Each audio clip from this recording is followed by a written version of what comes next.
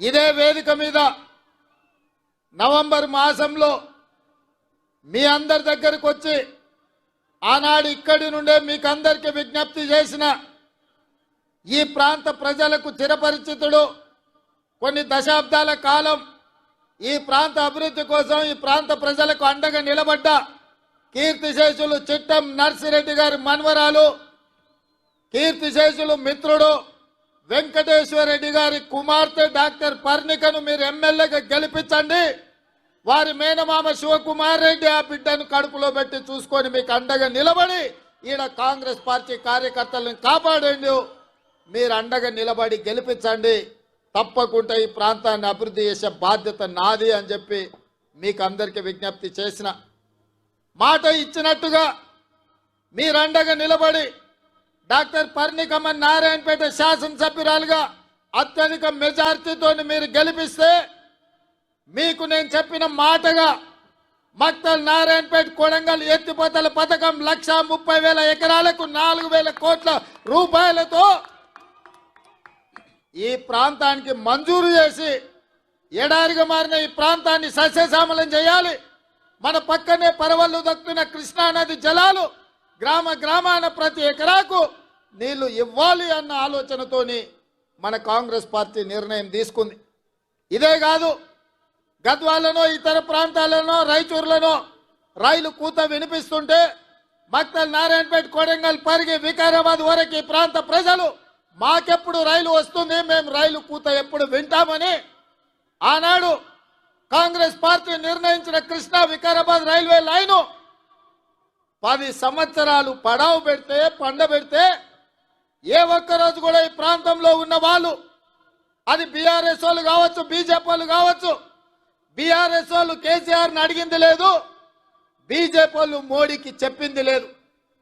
ఎందుకంటే వీళ్ళెవరికి ఆయన దగ్గరికి వెళ్ళి అడిగే ముఖం లేదు, వాళ్ళని అడగడానికి వాళ్ళకి అపాయింట్మెంట్ గతి లేదు.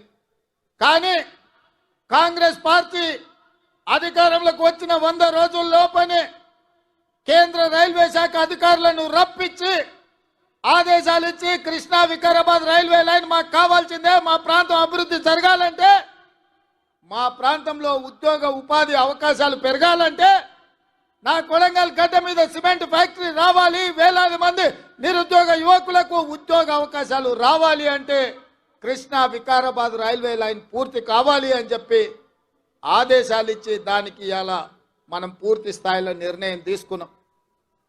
ఇదే కాదు మిత్రులారా, మీరందరు నిలబడి మీరందరు కష్టపడి ఇక్కడున్న కార్యకర్తలే తమ రక్తాన్ని చెమటగా మార్చి భుజాలు కాయలు కాసే విధంగా కాంగ్రెస్ పార్టీ జెండాను మోసి 10 సంవత్సరాలు కేసీఆర్ ఎన్ని కేసులు పెట్టినా, ఎంతమందిని జైలుకు పంపించినా, అవసరమైతే మీ ఊపిరొదిలిండ్రు కానీ కాంగ్రెస్ పార్టీ జెండాను వదలలేదు. మీ భుజాలు కాయలు కాసే విధంగా ఇవాళ మహబూబ్ నగర్ పార్లమెంటు నియోజకవర్గంలో 7 అసెంబ్లీలు గెలిపించి 7 మందిని ఎమ్మెల్యేలు చేసిండ్రు. మిత్రులారా, ఈ వేదిక మీద నుంచి తెలంగాణ రాష్ట్రానికి నేను చెప్పదలుచుకున్నా, అయ్యా ఇవాళ మీరు ఆలోచన చేయండి. మేము కాంట్రాక్టర్లకో శ్రీమంతులకో లేకపోతే జాగీర్దారులకో జమీందారులకో టికెట్లు ఇయ్యలే. షాద్నగర్ లో నేను టికెట్ ఇచ్చిన ఈర్లపల్లి శంకర్ ఒక రజక కుటుంబం నుంచి, సామాన్య కుటుంబం నుంచి, ఒక రజక కుటుంబంలో ఉన్నవాడు పైకి రావాలంటే ఎంత కష్టమో మీరు ఆలోచన చేయండి.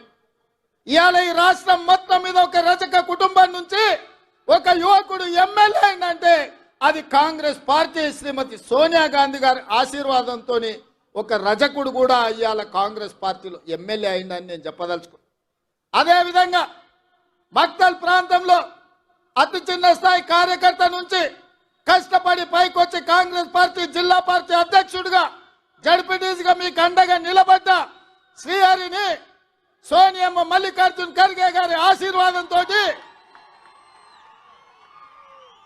ఒక ముదిరాజు బిడ్డను ఇవాళ మక్తల్ నుంచి ఎమ్మెల్యేగా గెలిపించినాం. ఇది కాంగ్రెస్ పార్టీ వల్ల సాధ్యమైందా, లేకపోతే ఇంకెవరైనా ఈ అవకాశం ఇస్తారా అని నేను అడుగుతున్నా. మిత్రులారా, ఈ రాష్ట్రంలో 119 అసెంబ్లీ నియోజకవర్గాలు ఉంటే 10% జనాభా ఉన్న ముదిరాజులకు కల్వకుంట్ల చంద్రశేఖరరావు ఒక్క టికెట్ కూడా ఇవ్వలే.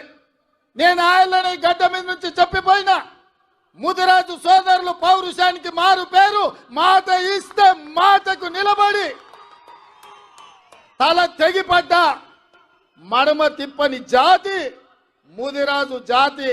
మీకు టికెట్ ఇయ్యని కేసీఆర్ ను గద్దెదించే శక్తి మీ చేతిలో ఉంది. మీరు నడుం బిగించండి అని ముదిరాజు సోదరులకాయల్లో ఈ నారాయణపేట నుంచే నేను విజ్ఞప్తి చేసిన.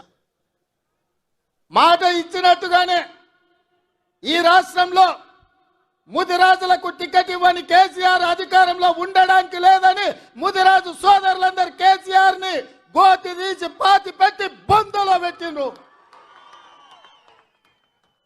ఇవాళ శ్రీహరి మీ ఎమ్మెల్యేగా, మా మిత్రుడుగా, ముదిరాజు బిడ్డగా ఇవాళ శాసనసభకు నాయకత్వం వహిస్తున్నాడు. అదే కాదు మిత్రులారా, ముదిరాజులను ఆనాడు బీసీ ఏ గ్రూప్ లో ఉంటే కొన్ని ప్రత్యేకమైన పరిస్థితుల్లో ఏ గ్రూప్ నుంచి డి గ్రూప్ కు మారవడం జరిగింది. ఇవాళ కేసు సుప్రీంకోర్టులో ఉంది. కేసీఆర్ నిర్లక్ష్యం వల్ల, కేసీఆర్ పట్టించుకోకపోవడం వల్ల, కేసీఆర్ సమర్థవంతమైన వాదన తెలంగాణ ప్రభుత్వం నుంచి సుప్రీంకోర్టులో వినిపించకపోవడం వల్ల ఇవాళ ఎన్నో లక్షలాది ఉద్యోగాల నియామకాలలో ముదిరాజు బిడ్డలకు అన్యాయం జరుగుతుంది. ఇవాళ ముదిరాజులను బీసీ డి గ్రూప్ నుంచి ఏ గ్రూప్ లకు మారవాలి అని అంటే ఈ గడ్డ మీద మళ్ళా కాంగ్రెస్ పార్టీ జెండా ఎగరాలి. మీ తరపున సిపాయిగా ఢిల్లీలో కొట్లాడాలి అంటే మీ వాదన బలంగా వినిపించాలి. మంచి మంచి వకీళ్లను పెట్టి వాదించాలి అంటే వంశీచంద్రెడ్డి ఢిల్లీలో ఎంపీగా ఉండాలి. ఇవాళ ముదిరాజ్ సోదరులు నేను ఒక్క మాట ఇవ్వదలుచుకున్న, ప్రత్యేకంగా ఈ రాష్ట్రంలో ఉన్న తెలంగాణలో ఉన్న 10% ముదిరాజు బిడ్డలారా మీరు ఆలోచన చేయండి. మీ బిడ్డకు కేసీఆర్ ప్రాతినిధ్యం వహించే గజ్వేల్ సిద్దిపేట ఉన్న పార్లమెంటు మెదక్కు నీలం మధు ముదిరాజును కాంగ్రెస్ పార్టీ టికెట్ ఇచ్చింది. కానీ అదే కేసీఆర్ నాయకత్వం వహిస్తున్న మెదక్కు కేసీఆర్ వెంకట్రామరెడ్డికి టికెట్ ఇచ్చాడు. మేమేం ఆలోచన చేస్తామో, కేసీఆర్ ఏం ఆలోచన చేస్తాడో మీరు ఒక్కసారి ఆలోచన చేయండి. అందుకే ఇవాళ ఈ వేదిక మీద నుంచి మీకు ఒక మాట ఇవ్వదలుచుకున్నా. మెదక్లో నీలం ముదిరాజును గెలిపించండి, మహబూబ్నగర్ లో వంశీచంద్రెడ్డిని గెలిపించండి, తెలంగాణలో 14 సీట్లు ఇవ్వండి. ఆగస్టు 15 తారీఖు లోపల మీ ముదిరాజు బిడ్డను మంత్రిని చేసే బాధ్యత నాది. మీకు శక్తి ఉంది, మీకు యుక్తి ఉంది, మీకు పట్టుదల ఉంది, మీకు పౌరుషం ఉంది, పోరాడే శక్తి మీకుంది. ఇదంతా సంఘటితమై మీరందరూ ఏకమై తెలంగాణ గడ్డ మీద కాంగ్రెస్ కు 14 సీట్లు ఇవ్వండి. మీ బిడ్డను 15 ఆగస్టు తిరిగే లోపల మంత్రిని చేసే బాధ్యత నేను తీసుకుంటా, మీకు మాట ఇస్తున్నా అని చెప్పి నేను ఈ వేదిక మీద నుంచి మీకు చెప్తున్నా. మిత్రులారా, రాజకీయంగా ఇవాళ ముదిరాజులు వెనుకబడ్డారు, మా మాదిగ సోదరులు వెనుకబడ్డారు. ఉద్యోగ ఉపాధి అవకాశాలలో వాళ్ళకు రావాల్సిన అవకాశాలు రాక పీజీలు పిహెచ్డీలు చదువుకున్న మాదిగ సోదరులు ఇవాళ అన్యాయానికి గురవుతున్నారు.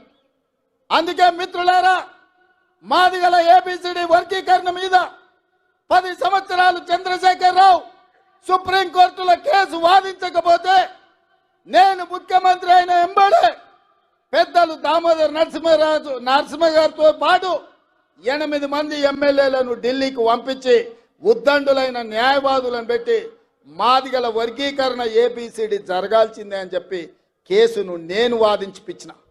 శాసనసభలో వర్గీకరణ చెయ్యాలి అని కొట్లాడితే ఆయల్ల సంపత్ కుమార్తో పాటు నన్ను మార్షల్స్ను పెట్టి పోలీసులను పెట్టి గొర్రెలు నీడ్చి బయట పడేసిండు చంద్రశేఖరరావు. ఇవాళ మాదిగలకు అన్యాయం చేసింది చంద్రశేఖరరావు కాదా?